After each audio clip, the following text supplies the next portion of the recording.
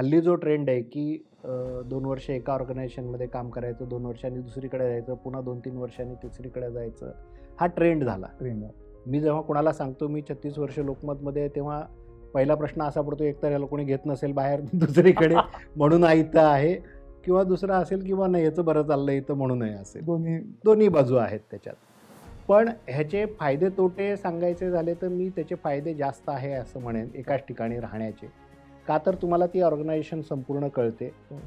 त्याचे जे कोणी ओनर असतील त्यांना तुम्ही सगळे कळालेले असता. मी लोकमतमध्ये स्ट्रिंजर म्हणून सुरुवात केली लातूरसारख्या ठिकाणी. पार्ट टाईम जॉब करायचो, 400 रुपये मानधन मिळायचं मला. तिथपासूनचा माझा प्रवास आज मी मुंबई लोकमतचा संपादक झालो इथपर्यंतचा आहे. मुंबई लोकमतचे संपादक कुमार केतकर होते, दिनकर रायकर होते, मधुकर भावे होते.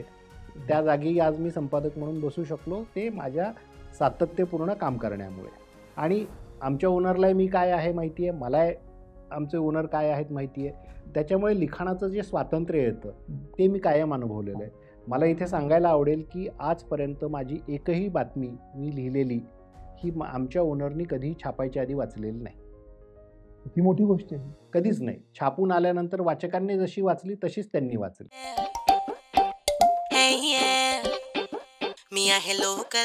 लोकल बंधन, तुमचा मित्र तुमच्या मदतीला.